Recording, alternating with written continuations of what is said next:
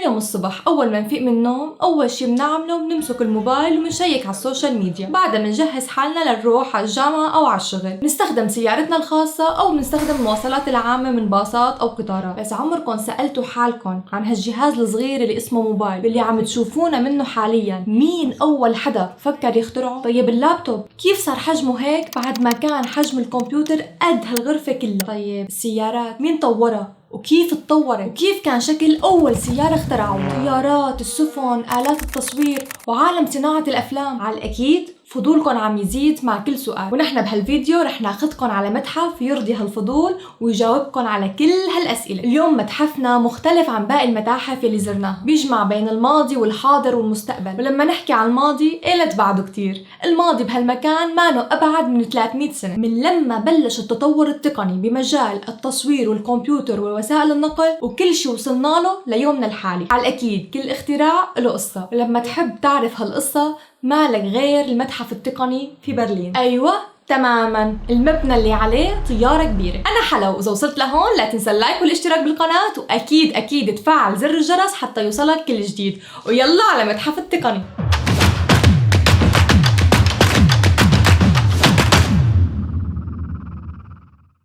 بلشت فكرة المتحف عن طريق مجموعة من المعارض، وهي السياسة اللي اعتمد عليها المتحف لوقتنا الحالي، وصار عنده 19 معرض ثابت إضافة لمعارض متغيرة حسب كل فترة. الافتتاح الرسمي للمتحف كان عام 1983، وكان اسمه بوقتها متحف النقل والتكنولوجيا، وجواته في مركز علوم الطيف مخصص للأطفال ليشوفوا التجارب الفيزيائية ويجربوها. أول معرض كنت مصرة أشوفه هو معرض السكك الحديدية والقطارات البخارية. اللي تابع مسلسل The Big Bang Theory سمع شيلدن عم يحكي عن كتير أنواع من القطارات. بهالمكان رح فرجيكم إياهم كلهم. دخلت عن طريق البوابة الأميرية وشفت معرض السكك الحديدية اللي بيعرض قدامنا 150 سنة من تاريخ السكك الحديدية والقطارات.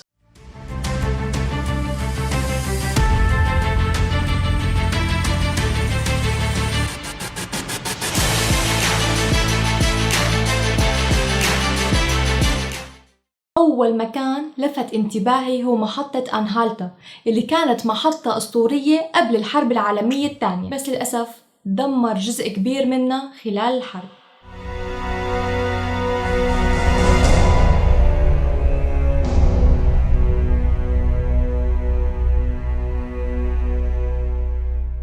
من القطع المهمة هي مقطورة الرايشن اللي كان إلها دور كبير بالهولوكوست، لأنه استخدمها الرايخ الثالث بترحيل اليهود.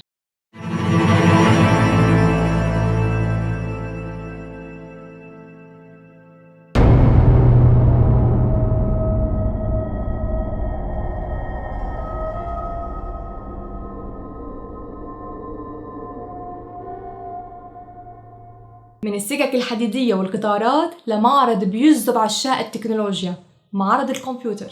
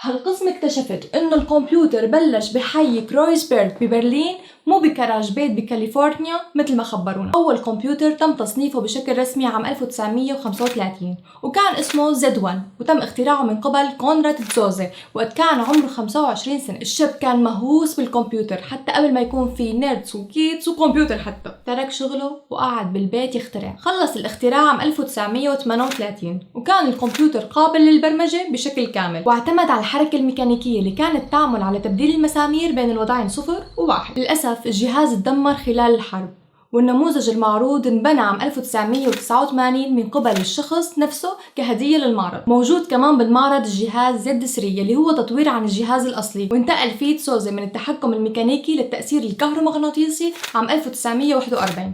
من معرض الكمبيوتر رح نحلق لمعرض الطيران. اسم المعرض من المنطاد إلى جسر برلين الجوي.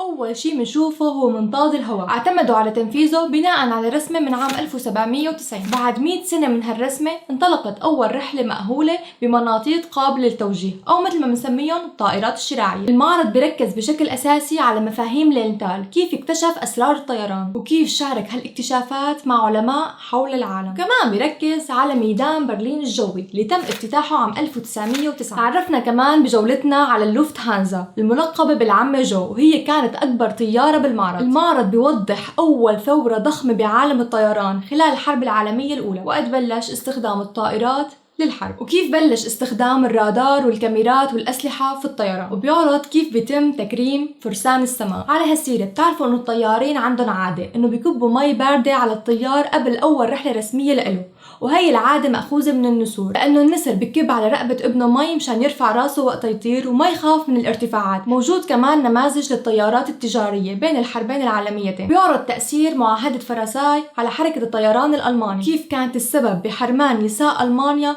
من إيجاد عمل بهالمجال. من القصص المؤسفة خلال الحرب العالمية الثانية هي كيف كان هتلر يستغل أي شيء كرمال تطوير صناعة الطيران وخاصة المساجين. أما بالنسبة للطيارة المعلقة على سطح المتحف هي اسمها كاندي بومبا أو مثل ما معروف باسم جسر برلين الجوي. وسبب هالتسمية لأنه كانت مسؤولة عن تزويد برلين الغربية بالأساسيات خلال الحصار السوفيتي. من السماء بننزل للبحر ومنغوص مع الكابتن نيمو اللي بيستقبلنا بمعرض الشحن.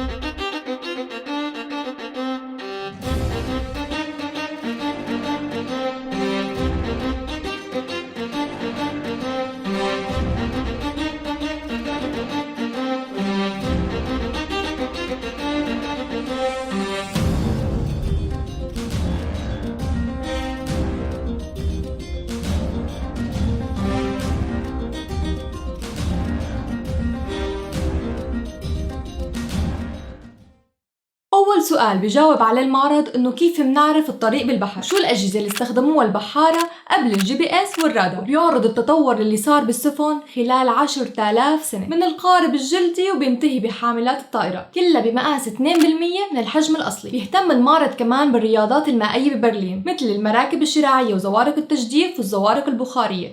على الأكيد ما ممكن إجي على المتحف اللي بيعرض تاريخ كل شي تقني وما أشوف كيف بلشت صناعة السيارات الألمانية المشهورة على مستوى العالم.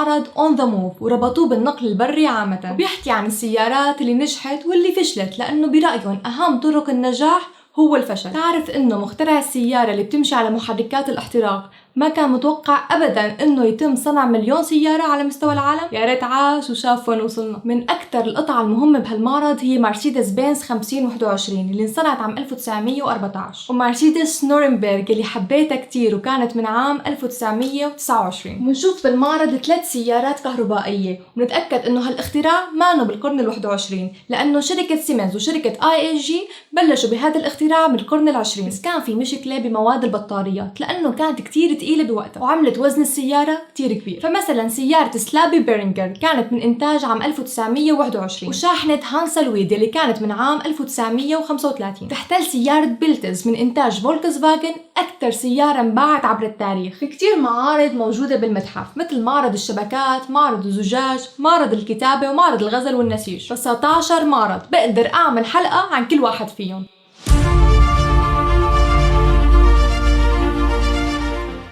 في قطعة حابة أحكي عنها هي الأنيجما، بس مشان ما أظلمها رح أحكي عنها بالتفصيل بمتحف الجواسيس. وهون بنكون وصلنا لنهاية زيارتنا لهالمتحف العظيم. إذا حبيت المتحف فيك تزوره ببرلين، واللي ما بيقدر يزوره هالفيديو خص له ليتعرف على المتحف التقني. كنت معكم أنا حلا، وإذا حبيتوا الفيديو لا تنسوا اللايك والاشتراك بالقناة، وأكيد تفعلوا زر الجرس وشاركوه مع عشاق التكنولوجيا. سلام.